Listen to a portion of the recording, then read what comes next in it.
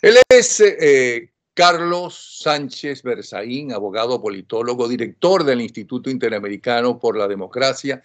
Tiene un larguísimo currículum, pero para lo que quiero hacer, les voy a leer un pedazo de un poquito de ese currículum. Fue ministro de la Presidencia, ministro de Gobierno, ministro de Defensa, fue secretario ejecutivo nacional de un partido político MNR muy importante en su país. Es autor de varias obras, comentarios y artículos sobre temas de constitucionalidad, algo que poco vale en muchos de nuestros países, la Constitución, temas sobre la libertad, la democracia, la institucionalidad en las Américas. En el libro Lucha por la Democracia desarrolla lo que es el fraude electoral, la represión judicial, los presos y exiliados políticos, la corrupción, el control de prensa, los dictadores, y por si fuera poco, en otro de los muchos libros que tiene, en agosto del 2019 publicó el libro Castrochavismo, crimen organizado en las Américas, en donde sostiene que los gobiernos de Cuba, de Venezuela, de Nicaragua y de Bolivia, con Evo Morales, no deberían ser considerados dentro del marco de la política, sino que esos mandatarios y sus gobiernos deberían aplicar normas que rigen al delito transnacional, pues han conformado una red de crimen organizado que afecta a los pueblos de las Américas y son una amenaza a la seguridad, inclusive de los mismísimos Estados Unidos. Lógicamente, Sánchez Berzaín vive en el exilio y asilado y, lógicamente, como buen político, ¿no?, ha sido acusado de cuanto crimen ha habido y por haber en su país. Bienvenido, Carlos Berzaín, al programa. Y digo esto último, bienvenido. Gracias, muy amable, encantado, Napoleón. Digo esto último porque, como usted ha escrito inclusive libros en defensa de la democracia, el desprestigio de la democracia, pienso yo, los primeros que desprestigian la democracia no son solamente los malos gobiernos que pueda haber como buenos en las democracias, sino las acusaciones que se hacen los dirigentes políticos unos contra otros, ya sea en nuestra América como en los Estados Unidos, como en Europa, a la hora de conseguir votos. Llega un momento en que la gente empieza a decir que todos los políticos son unos delincuentes. ¿Qué dice usted? Pongamos eso en contexto. Hay dos escenarios. El escenario de la confrontación política en democracia y el escenario de la acción en dictadura. En dictadura, la característica es una institución del crimen organizado que yo describo en varios de mis libros, que se llama el asesinato de la reputación, character assassination, que es una práctica instituida por la Cuba castrista desde la década de los 60, en copia de lo que es la doctrina nazi-fascista del manejo de Goebbels y de prácticas anteriores, donde al adversario se lo convierte en enemigo político y al enemigo político se lo tiene que destruir. Y para destruirlo, cuando no se llega a la destrucción física, que también la practican, hay asesinatos, hay el famoso maquinazo cubano, que es mandar a atropellar a alguien y simular que ha sido un accidente, hay envenenamientos y una serie de cosas. Cuando no se llega a la eliminación física, pues se busca la eliminación del prestigio, de la reputación. Y hay muchos ensayos escritos sobre el particular y documentos, y en varios de mis libros yo hago un aporte sobre esto, porque el castrochavismo, que es esta conjunción delictiva, esta alianza delictiva entre Castro y Chávez, que ha marcado lamentablemente los 20 primeros años del siglo XXI en las Américas, practica mucho el asesinato de la reputación. Ese es un escenario, o sea, la agresión contra la imagen de los oponentes, que son convertidos en enemigos y que se busca destruir en dictadura. Y el otro escenario es la lucha política en democracia. Y en la lucha política en democracia, lo que caracteriza esa lucha política es que al adversario no se lo puede convertir en enemigo y al adversario hay que vencerlo o convencerlo, no destruirlo. En eso se han introducido en las últimas décadas prácticas de campaña negativa o campaña negra con el manejo de estos sistemas de campañas electorales y asesoramientos que hay y que se han convertido en muy exitosos, y por eso vemos hoy día en todas las campañas electorales una campaña negra, una parte de la campaña que tiende a mostrar las características negativas del adversario, cosa que no está mal si son ciertas, porque el país, el pueblo, tiene la necesidad de estar informado de los favorables, pero también de los negativos de los individuos dedicados a la política y que aspiran o están en el servicio público. Pero lo malo en eso es que a veces se incurre en falsedades, las famosas noticias fake, las noticias falsas que están tan de moda, se incurren en situaciones en las cuales se sale del ámbito de la lucha política y se pasa pues al espacio del asesinato de la reputación. Y yo le agradezco que haya mencionado esto de que yo estoy permanentemente señalado y acusado, pero solo tengo una acusación, no son cantidad de acusaciones, es un juicio que hace Evo Morales, precisamente para justificar sus delitos, y que él aprovecha la toma del poder que hace para desde el poder llevar adelante una acusación contra el gobierno que derroca en octubre del 2003 del presidente Sánchez Lozada, del que yo formaba parte importante, y para justificar el derrocamiento como un acto heroico que da el pie a la construcción del castrochavismo en Bolivia, pues él tiene que tratar de criminalizar a las víctimas. No le ha resultado, porque el tema es que Evo Morales ya ha cesado en su condición de dictador, es un prófugo hoy día de la justicia, pero todavía en Bolivia se mantiene el sistema dictatorial que mantiene los jueces, los fiscales, toda la estructura de la dictadura que no permite volver a poner la cancha plana para llevar adelante un proceso en el que Evo Morales, en vez de acusador, tiene que estar acusado. Entonces, esa es la precisión que le quiero hacer, pero ya le digo, su introducción muy interesante para que, hablando de política y hablando de las nociones de doctrina de la política, porque además de ser yo político, yo soy un estudioso de la política. O sea, yo estoy dedicado durante todo el tiempo de mi exilio a trabajar los temas de doctrina, de análisis. He completado una maestría en ciencia política en una universidad americana como parte del exilio muy temprano. He hecho otra maestría en sociología en el marco de lo que es la Facultad Latinoamericana de Ciencias Sociales y Políticas, y estudio permanentemente lo que es el fenómeno social y político de la región, y eso sumado a mi experiencia política de haber sido 5 veces ministro, haber sido 5 veces diputado, o 5 años diputado, precandidato presidencial, el secretario ejecutivo del partido más grande del país, y además de eso haber sido derrocado, que es un elemento muy importante en la experiencia política, me da algunas capacidades y ventajas para hacer un análisis adecuado.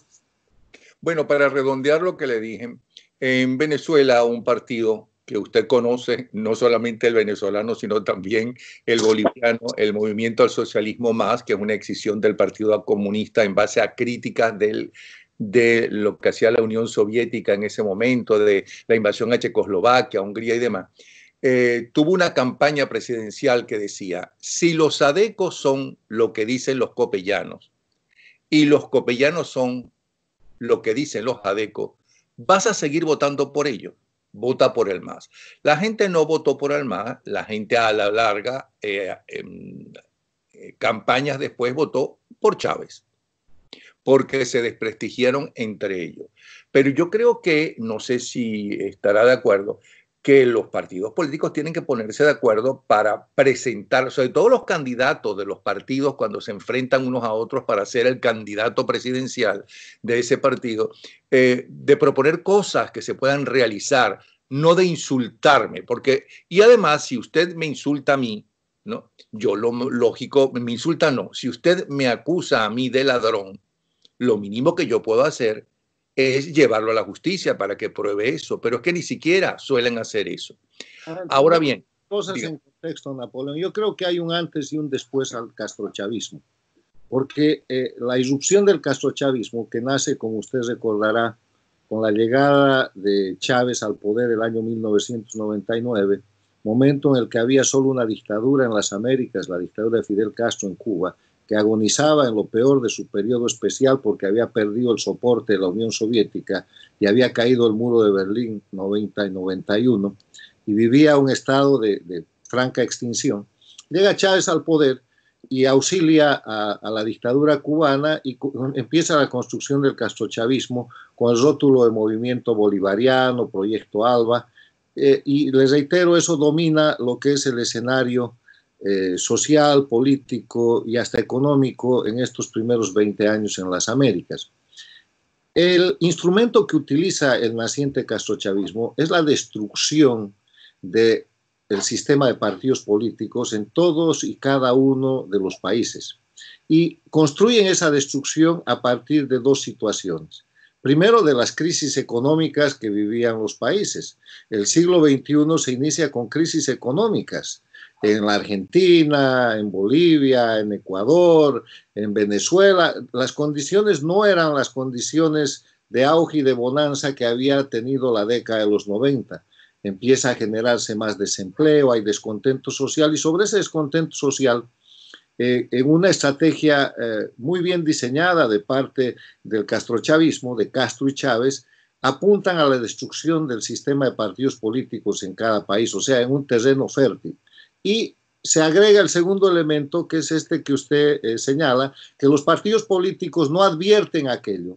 Y en lugar de defender el sistema, porque la democracia está fundada en partidos políticos, no hay democracia todavía sin partidos políticos. Llegará un momento en el que por el avance de la tecnología se pueda practicar algún tipo de democracia directa, pero la democracia es representativa y se instrumenta a través, se opera de partidos políticos, de movimientos sociales y de instituciones que intermedian la actividad política. Entonces, el castrochavismo aprovecha la lucha interna, que es muy fuerte, y los partidos políticos y los líderes políticos de finales de la década del 90 y de principios del siglo XXI, no entendemos que hay una conspiración externa que termina destrozando el sistema de partidos políticos, porque se produce, nomás empezando el siglo, el derrocamiento por renuncia forzada del presidente de la Rúa en la Argentina, con el eslogan de que se vayan todos. Después se produce el derrocamiento del presidente Yamil Mahuad en el Ecuador, con un criterio parecido.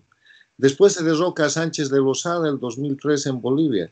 Después se derroca al presidente, nuevamente al presidente del Ecuador, Gutiérrez, y después se produce el derrocamiento del secretario general de la OEA, el expresidente de Costa Rica, don Miguel Rodríguez, que es llevado a su país con un cargo supuesto de corrupción que después resulta falso, lo apresan y queda cesante la Secretaría de la OEA para que la tome el castrochavismo de la mano de Insulza. Entonces, volviendo a este contexto en el que estamos hablando de partidos políticos y de las luchas entre partidos políticos, las discrepancias, las luchas e incluso las acusaciones, cuando son verdaderas y probadas, son parte de la democracia, pero tienen que estar enmarcadas en el concepto de que eso es una lucha entre adversarios, no entre enemigos. Y ese es el concepto esencial en democracia. Se trata de derrotar, se trata de vencer al adversario, pero no se trata de destruirlo. En cambio, cuando hablamos de dictadura, vea usted lo que hace Evo Morales en Bolivia en sus 14 años de dictadura, lo que hacen Castro en Cuba, bueno, eso ya es épico, pero lo que hace Chávez y lo que hace Maduro con su banda en Venezuela, destrozan los liderazgos que pueden representar una oposición real, y cuando no los convierten en oposición funcional, simplemente los liquidan, los mandan al exilio, los asesinan, los meten presos y terminan con ellos. O sea, eso no tiene nada que ver con la democracia. Usted me está hablando de la lucha dentro de la democracia. Yo creo que la lucha es importante, pero tiene que estar enmarcada en los términos de la democracia, de la ley, y sobre todo en el concepto en el que yo quiero insistir. En democracia el oponente es adversario, no es enemigo. Puede tener discrepancias ideológicas fundamentales, puede ser de un extremo al otro, pero la democracia está fundada, entre otras cosas, en el principio de la libertad de expresión, en el que la gente tiene derecho de decir lo que quiera en el marco de la verdad, en el marco de inclusive de su creación intelectual, y comprendiendo que el límite de la libertad y el derecho propio solo es el derecho de los demás. Pero eso tienen que comprenderlo para empezar muchos de los actores políticos, eso mismo, y hay que hacérselo entender, ¿no?, una y otra vez a justamente ese pueblo al cual ellos están apelando para su voto, ¿no? Y además se necesita, estoy de acuerdo totalmente con usted, al fin y al cabo usted es un especialista y sabe de eso, cómo deben actuar los dirigentes políticos. Pero vayamos ahora, sigamos en lo general. Mucha gente se pregunta y está muy nerviosa con el avance de los extremistas desde Estados Unidos hasta la Patagonia, inclusive en Europa. Mucha gente piensa que lo que ha sucedido y está sucediendo todavía porque siguen las manifestaciones en los Estados Unidos es aún más grave que lo que sucedió en los años 60, que sí hubo manifestaciones contra la presencia norteamericana y los soldados norteamericanos en la guerra de Vietnam, porque sus familiares estaban viendo cómo morían a través de la televisión en esa lucha, en ese país que desconocía ni siquiera dónde estaba, muchos de ellos, muchos de los televidentes, eso por un lado.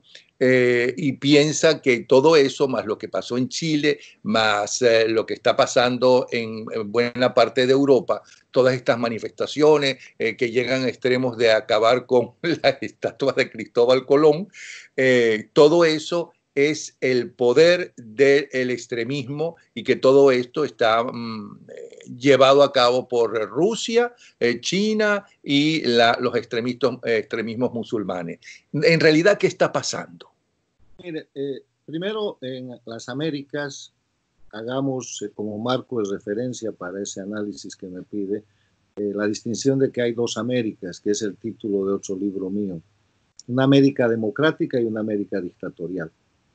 Y que hay una confrontación que marca todo el siglo XXI de la permanente agresión de la América dictatorial a la América democrática para destrozarla y absolverla, para que toda la América sea en lo posible una América de este corte castrochavista.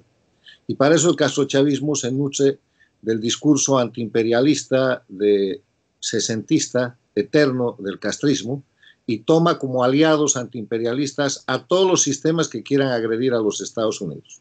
Antes era la Unión Soviética, pues ahora le sirve China, le sirve Rusia, le sirve Corea del Norte, le sirve Irak, le sirve lo que le sirva, que sea utilizable para agredir a ese enemigo épico e imaginario que han creado como una forma de subsistencia de su sistema de delincuencia organizada castrochavista. En esa dinámica, en esas dos Américas, vamos a ver que en los últimos años ha habido un proceso decreciente de la América dictatorial. Han perdido el control del Petrocaribe, han perdido el control de muchos países de Centroamérica, han perdido la posibilidad de controlar Colombia, han perdido el control del Ecuador, donde Lenín Moreno ha encarado un proceso de transición. Acaban de perder al dictador en Bolivia, aunque sostienen el sistema dictatorial. Han perdido el Brasil porque el Partido de los Trabajadores con Lula y Rousseff era una fortaleza tan grande que les permitió crear un sistema de corrupción transnacional lavallato y de otro tipo.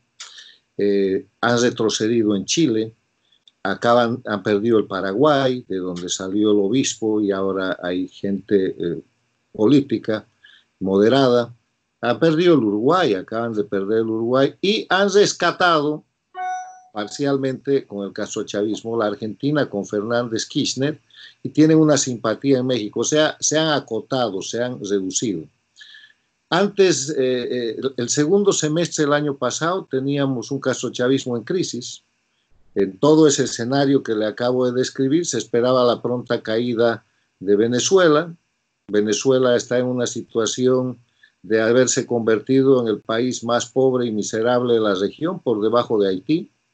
Tiene una crisis humanitaria de hambre y de salud extraordinarias, la inflación más grande de la historia del mundo. Cuba, una crisis extrema de hambre, de salud, disimulada por el control de prensa, pero con la gente en un proceso emergente de levantarse. aumentan los presos políticos, las torturas, las represiones, una economía que es absolutamente insostenible y el discurso de echarle la culpa al imperio ya no les sirve.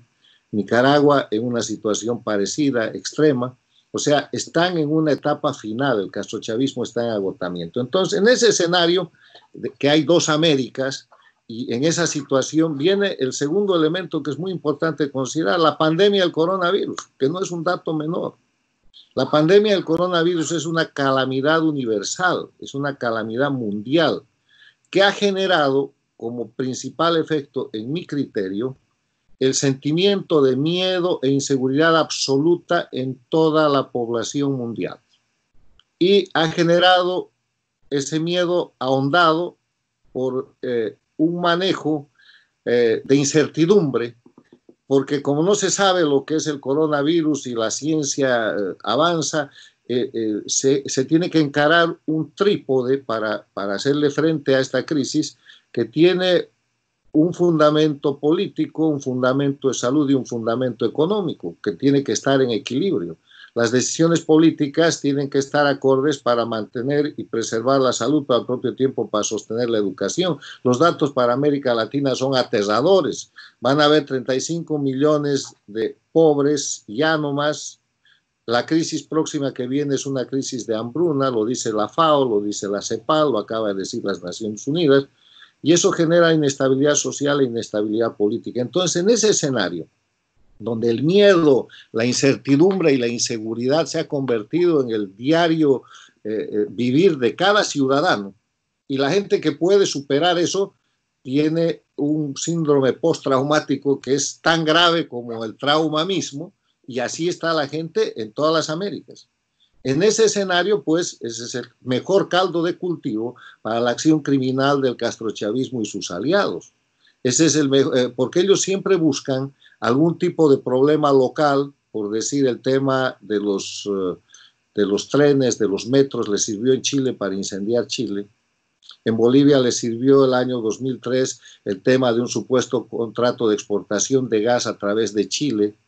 No era cierto, pero utilizaron eso para incendiar el país y producir un derrocamiento. Han utilizado ese pretexto, otro tipo de pretextos, como por ejemplo el tema de la paz y de los guerrilleros y de los secuestros en Colombia con el mismo propósito. Buscan un tema que sea sensible y que es parte de su doctrina de multiplicación de ejes de confrontación que fue establecido por el Foro de Sao Paulo, que es su instrumento, donde les sirve el racismo, donde les sirve el sexismo, donde les sirve el indigenismo, donde les sirve cualquier tipo de confrontación que puedan aprovechar para exacerbar inconvenientes que tiene una sociedad y llevarlos al escenario de un objetivo. ¿Cuál es el objetivo? La destrucción del sistema.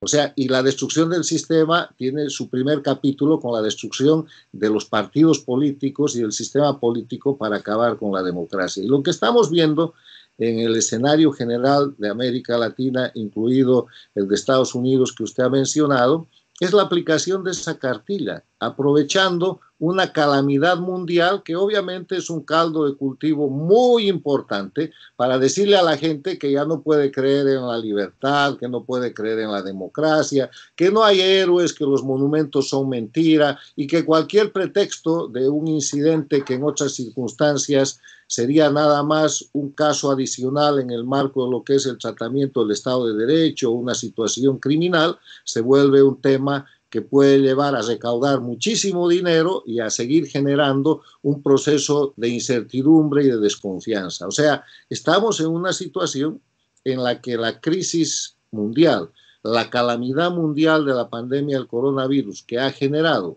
una situación de miedo e incertidumbre que se mantiene, está sirviendo de caldo de cultivo para tratar de desestabilizar las democracias de las Américas. Bueno, pero también lo que es un hecho es que entre el coronavirus, entre las nuevas aplicaciones que permiten que la gente esté mejor o peor informada, pero saturada de información, ¿no? Y que muchos de los titulares y noticias sean falsas y lleguen fácilmente a la casa de uno, por otro lado, todo eso más la crisis de las ideologías que fueron fundamentales en el siglo XIX y sobre todo en el siglo XX están en crisis, más la crisis económica, la actual y la que viene, ¿no? La que se está desarrollando. Todo eso está haciendo que esté cambiando la civilización. Yo quiero hacerle un apunte, ¿sabe? Nosotros corremos el riesgo de repetir los argumentos de los agresores de la democracia. Eso es parte del marxismo cultural que se ha introducido como técnica castrista soviética desde la década de los 60. O sea, tocarle el mundo de las ideas a la gente y decirle, ¿sabes qué? Las ideas ya no sirven. Los principios y valores que vienen del siglo XIX no sirven. Y yo quiero decirle que los principios en los que está asentada la democracia, que no cambian, son el respeto a la vida, que sea cual fuera la religión o sea cual fuera la creencia que tiene la gente, eso es inmanente al ser humano. O sea, no es del siglo XIX, el respeto a la vida es de toda la vida. La libertad, el respeto al derecho de los demás, o sea, el respeto a la expresión de las personas, todos esos principios y valores que son innatos al ser humano, nunca van a cambiar, porque si los quieren cambiar quiere decir que quieren imponer un sistema para dominar a la gente y eso no es libertad y eso no tiene nada que ver, eso es parte del trabajo de este marxismo cultural que hoy día es castrochavismo cultural.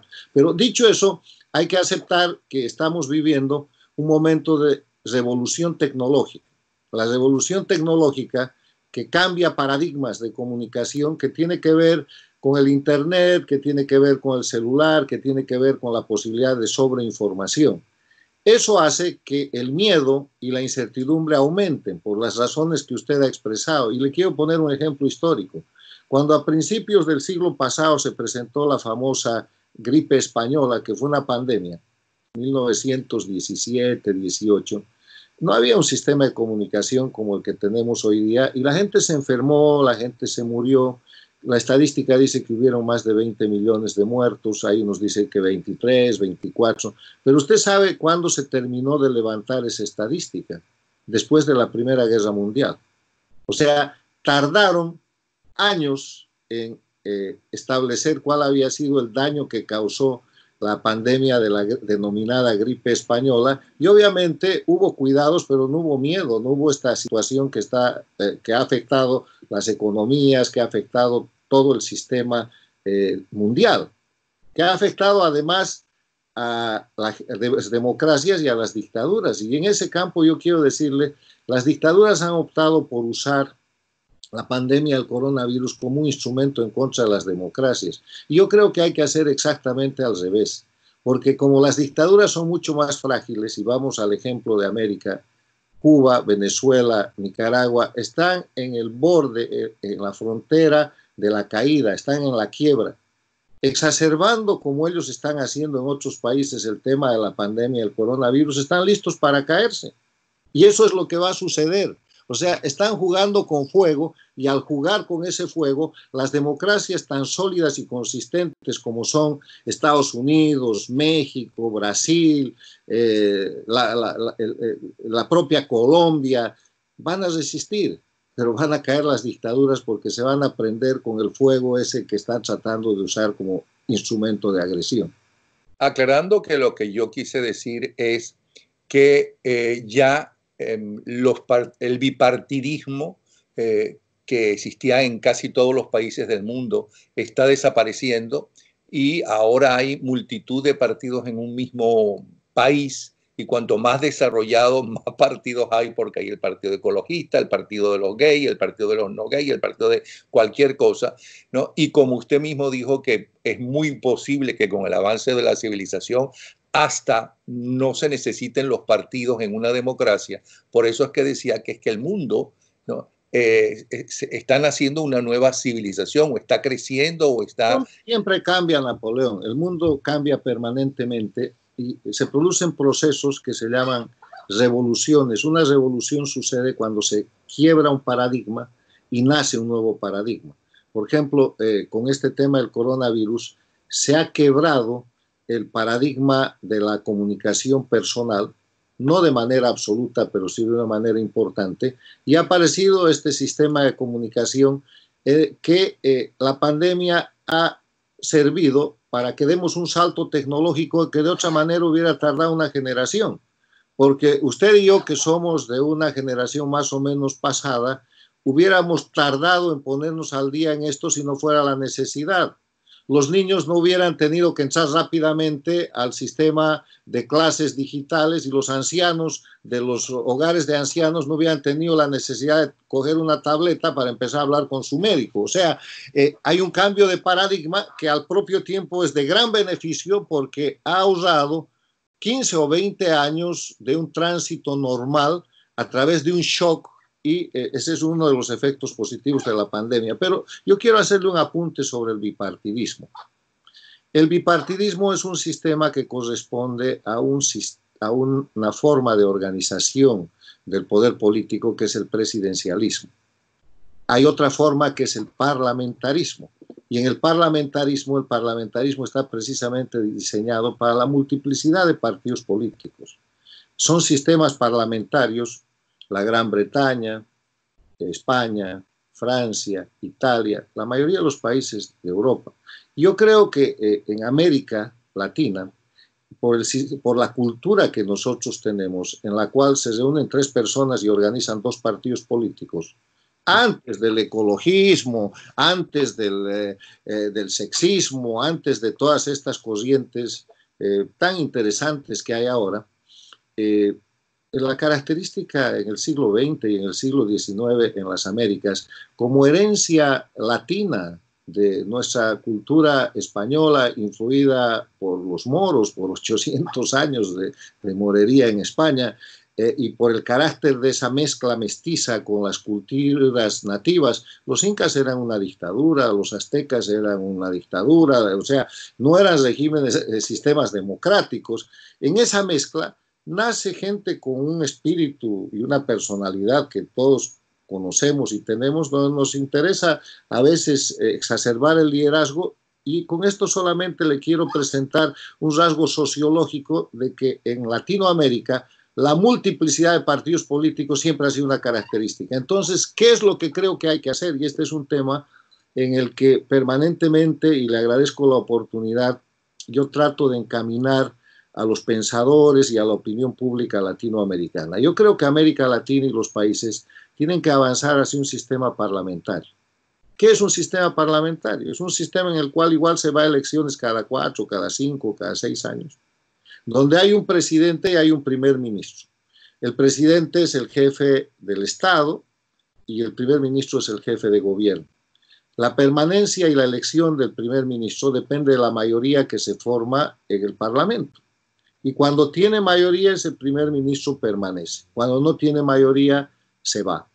A diferencia del presidencialismo, donde usted escoge el presidente, que es el jefe de gobierno y es el jefe de Estado, por 5 años, por 4 años o por 6 años.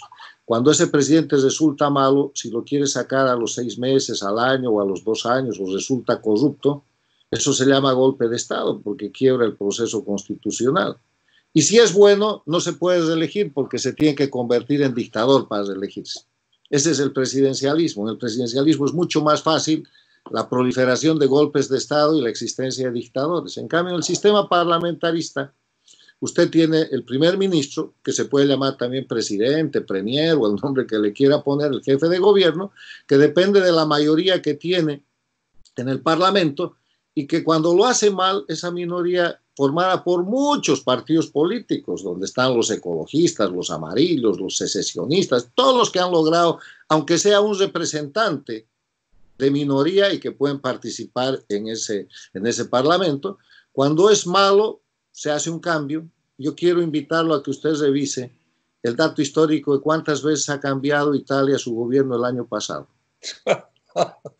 Pero nadie se ha dado cuenta. Ha cambiado más de 10 veces el gobierno en un año y nadie se ha dado cuenta. Eso no ha afectado la economía. Nadie habla de golpe de Estado. Y han cambiado a los primeros ministros porque no tenían mayoría. Es el sistema parlamentario que genera estabilidad. Pero en la misma Italia, quiero invitarlo a ver cuánto tiempo gobernó Berlusconi.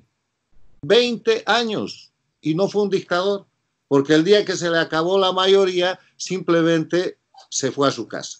Y así tenemos a la Dama de Hierro en la Gran Bretaña, más de 10 años. Así tenemos presidentes en Francia que se van a los 6 meses. Así tenemos esta crisis española que es tan notable. El sistema es parlamentarista. Si el sistema español no fuera parlamentarista, el año pasado hubiéramos visto por lo menos una media docena de golpes de Estado en España. O sea, con toda esa explicación que puede tomar mucho tiempo, yo vuelvo a la idea inicial.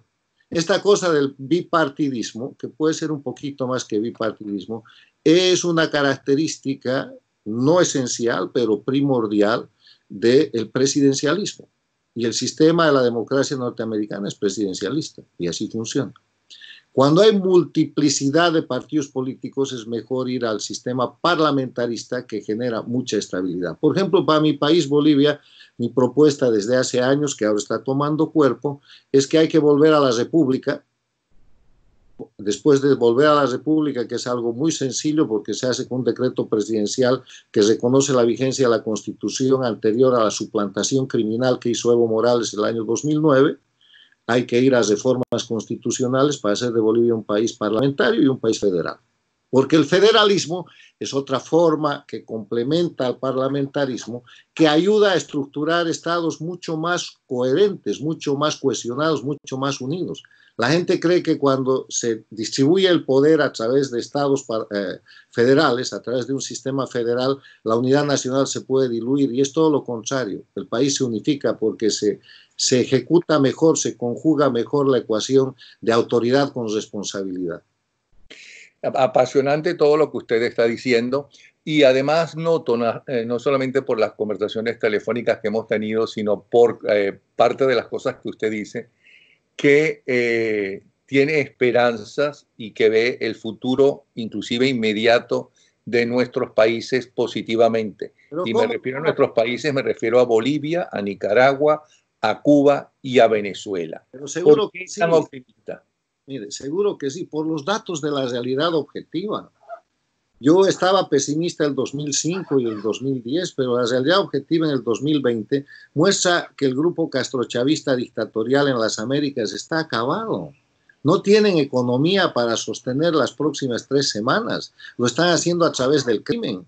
Venezuela y Cuba, que han vivido del desgaste y de la liquidación del petróleo venezolano, han pasado a vivir del oro venezolano y ahora viven del narcotráfico. Y contra el narcotráfico hay una gran operación internacional en el Caribe, donde está la Gran Bretaña, donde está España, donde está Canadá, donde está Estados Unidos, donde hay una veintena de países, incluyendo Colombia, Brasil, que están bloqueando al eje de los narcoestados, que es Venezuela, y que a la vez están controlando el narcoestado jefe, que es Cuba. En Bolivia ha caído el dictador, pero su sistema de producción de cocaína está intacto, pero no va a durar, porque no puede durar. En Colombia, las FARC y el ELN están en producción de cocaína, pero se sabe que el enemigo, el nutriente de estos sistemas, y por eso son sistemas criminales y no políticos del castrochavismo, es hoy día el narcotráfico, el terrorismo, la extorsión, están expuestos, están conocidos y están librando su batalla final. Esta agresión contra la democracia americana en general, en toda la región, es el contraataque de las Ardenas que hace Hitler en estado de desesperación y que es derrotado finalmente y después llegan hasta Berlín y se termina el fascismo. Nosotros estamos viendo el contraataque final del castrochavismo a través de su instrumento operativo, el Foro de Sao Paulo, de una nueva creación que trata de ser un poco más limpia, que es esta reunión de Puebla, y de todos los instrumentos criminales que pueden manejar. Pero en la otra mano estamos viendo democracias consistentes, con opiniones públicas cada vez más sólidas que se defienden. Nos están obligando a los latinoamericanos, a los americanos y a la gente en general en el mundo a volver a los principios y valores, cosa que es muy importante, y distinguir entre el bien y el mal. Distinguir entre qué queremos nosotros para nuestros hijos y para nuestros nietos, y si les vamos a dejar un país, una comunidad, una región, un continente en manos del crimen organizado o con una democracia reforzada, reactivada, mejorada, con nuevos liderazgos, con liderazgos jóvenes, con gente que van a hacer de esta crisis que se está presentando. Claro que soy muy optimista, porque no tengo duda que las mejores condiciones para el futuro y para la reacción de la gente las ofrece la democracia, que siempre es perfectible. O sea, por eso le hablo de una Venezuela que no tardará en liberarse y se liberará pese a todos los problemas que tiene y todos los inconvenientes, porque la liberación de Venezuela ya es un interés regional y mundial. El mundo, las Américas, no se pueden dar el lujo de tener un Estado en manos de la delincuencia organizada transnacional como base de agresión para toda la región y como una extensión de la dictadura castrista que es la que ocupa y opera desde Venezuela. Y el rato que cae la dictadura venezolana, la usurpación venezolana, pues se acabó la dictadura y la usurpación cubana, y en medio de eso habrá sido historia la dictadura de Nicaragua con Ortega. Está en un proceso de acotamiento. Puede llamar la atención la actitud de Fernández Kirchner en la Argentina, que es una actitud curiosa, pero al propio tiempo de vuelta a la esencia criminal castrochavista que tiene el kirchnerismo en la Argentina y que está dañando ese país. Cuando termine la cuarentena eterna de Buenos Aires, vamos a ver en qué estaba quedado la economía, y el pobre pueblo argentino va a empezar a pedirle cuentas a Fernández Kirchner, que ya no tienen la popularidad que tenían hace 6 meses, y esa es otra crisis que va a cumplir el vaticinio que yo hice cuando ellos ganaron la elección. Yo no creo que van a terminar su mandato, porque van a pagar las facturas de los 12 años de kirchnerismo que llevaron a la Argentina a la peor de sus crisis, porque parece que hay justicia divina y porque eso se ha agravado con el coronavirus, que les reitero, está siendo utilizado como instrumento de desestabilización de las democracias, pero es el veneno final contra las dictaduras. Pero mucha gente dirá, por ejemplo, en el caso de Cuba, como en el caso de Venezuela, como en el caso de Nicaragua, sí, Cuba vivió chuleando primero a Rusia, perfecto, pero el pueblo pasaba trabajo, pasaba hambre. Luego no pudo chulear sino a individuos, porque no pudo, cuando cae, desaparece y fracasa el comunismo con la Unión Soviética y la desaparición de la Unión Soviética, y el pueblo siguió pasando en ese momento aún más hambre y más trabajo y no cayó el régimen. Luego chulea a Venezuela y el pueblo sigue pasando hambre y más trabajo y no cae el régimen. Y lo mismo podemos decir sobre todo de los últimos 10 o 5 años en Venezuela, que cada vez la crisis es más horripilante y que no hay nada, y no por hambre cae la gente. No con hambre caen esas dictaduras. Y el colmo es Nicaragua, que regresó Ortega después de haberlo sacado. Mire, los pueblos son víctimas de lo que está pasando. Y yo creo que los pueblos de Venezuela, de Cuba, de Nicaragua, de Bolivia, del Ecuador, son pueblos heroicos en la medida de la resistencia civil que han ejercido y que ejercen en contra del oprobio dictatorial, que además hay que insistir en esto, es un proyecto transnacional. Cuando usted me dice que Cuba ha durado 60 años, son otras circunstancias. Cuba debió agotarse con el siglo pasado, pero llegó Chávez y les regaló Venezuela entera. Y los cubanos no la pasaron mal los primeros 15 años del siglo XXI porque empezaron a tener de nuevo petróleo, dinero, se incentivó el tráfico de los médicos esclavos, hicieron grandes casos de corrupción. En el caso de Lavallato, por ejemplo, ellos han construido por cerca de $900 millones el puerto de Mariel con Odebrecht. Caso Lavallato, cuando tenían un contrato firmado para la misma obra con una empresa suiza, y hay un libro sobre eso por $200 y pocos millones. O sea, no la han pasado mal. Se han comido Venezuela. O sea, y ese pueblo entrenado para sufrir, para ser oprimido, ha tenido un momento importante que yo creo que llegó a su punto máximo, a su clímax, cuando Estados Unidos reabrió relaciones con Cuba, pero todo eso ha cambiado. Y ese cambio es un cambio en la realidad objetiva incrementado por lo que usted ha mencionado, la revolución tecnológica. Hoy día Cuba sigue siendo una cárcel, pero ya no es una isla.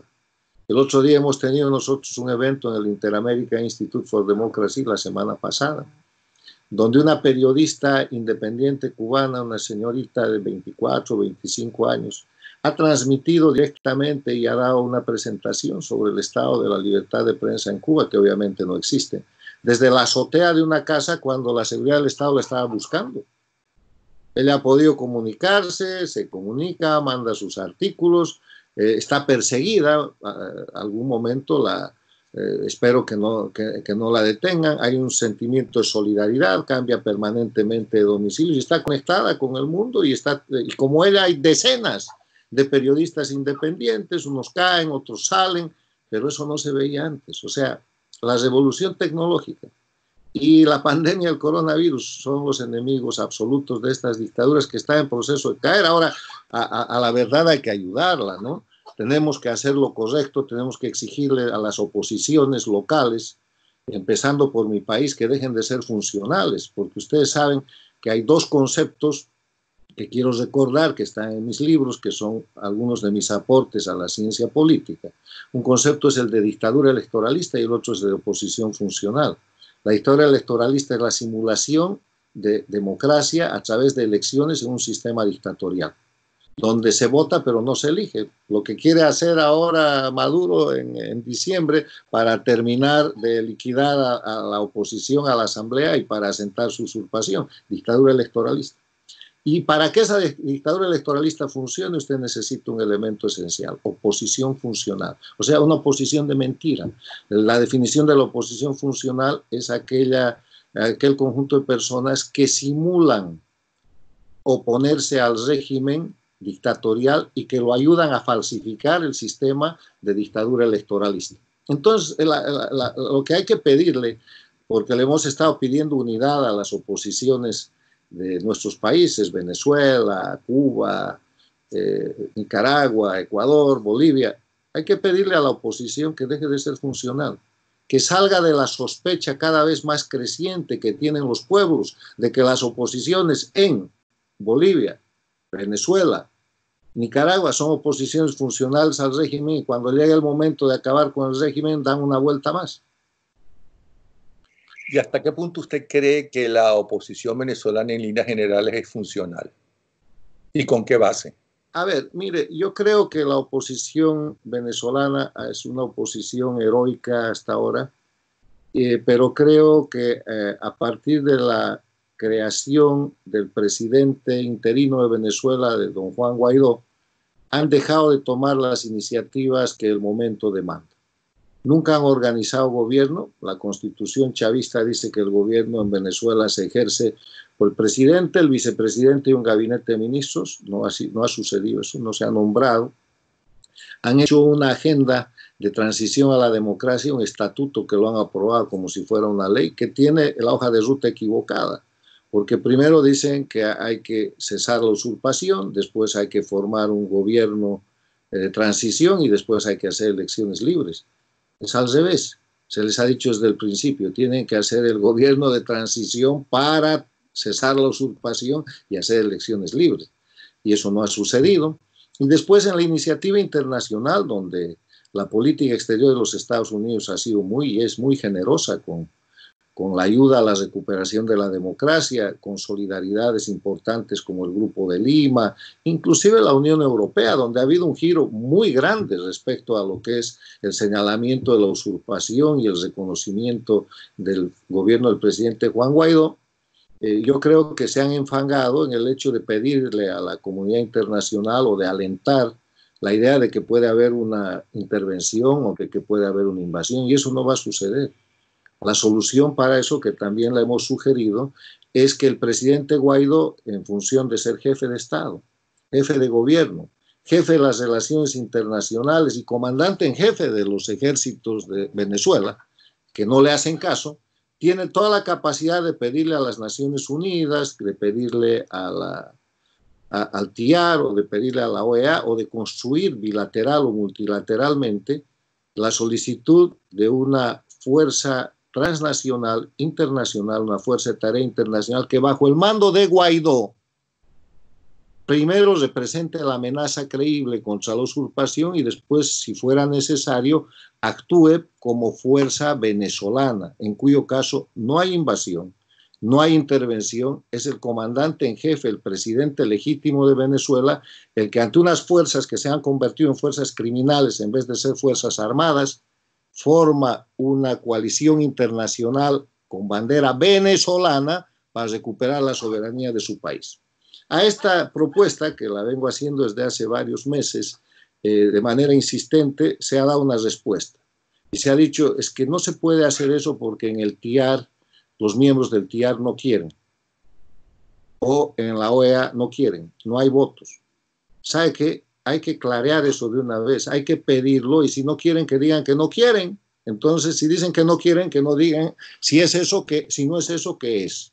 Y cómo van a ayudar a Venezuela más allá de las grandes y muy elegantes resoluciones con las que ya podemos empapelar prácticamente todo el país. Entonces, yo lo que llamo en falta en este momento a la gestión del presidente Guaidó es que no pida la conformación de esa fuerza multinacional bajo su mando, así se la nieguen, que la pida para que se la nieguen. Yo le aseguro que no se la van a negar, porque en el momento que la pida, ya las barbas que están en remojo y que están en situación crítica de la usurpación se van a poner mucho más graves. Usted va a pasar de la situación de rojo a un rojo intenso, porque hay una iniciativa, que ese es el otro problema. En los casi 2 años de la gestión Guaidó no hay demasiadas iniciativas. Son todo el tiempo reactivos a las acciones que toma la dictadura. Reactivos ahora a este proceso electoral, reactivos al desconocimiento de partidos políticos, reactivos a todo. Y el arte de la política es el arte de la iniciativa. O sea que yo no llego al punto de decir que son funcionales, pero llego al punto de decir que hay que pedirle a todas las oposiciones, y la de mi país es gravísima, que salgan de la sospecha que tienen los pueblos de que son funcionales a la dictadura, porque cuando de muy buena fe se hacen las cosas mal, el pueblo tiene derecho a pensar de que eso no es buena fe. Bueno, como dice el dicho, gracias, porque más claro no canta un gallo. Fue apasionante escucharlo, y muchísimas gracias porque aportó su talento, su conocimiento, su experiencia, y entre ellos su exilio y su persecución, para entender qué pasa no solamente en su país, sino en el resto de nuestros países. Muchísimas gracias, Carlos Sánchez Berzaín. No voy a repetir el currículum, pero solamente voy a decir que es abogado, que es politólogo, que tuvo los más importantes puestos en la democracia boliviana y que es el director del Instituto Interamericano por la Democracia, y que sus libros ustedes los consiguen a través de Amazon. Ahí tienen ustedes inclusive cómo comunicarse con él, C. Sánchez Berzaín, debajo de su nombre. Muchísimas gracias, Berzaín, ¿sí? Gracias, don Napoleón, y siempre a sus órdenes. Un saludo a toda su importante audiencia, y espero que estas ideas, que son para discutir, que son para sembrar, puedan ser aprovechadas por la gente en este proceso que yo veo tan cercano de la caída y el cese definitivo de las pocas dictaduras que quedan en la región. Gracias.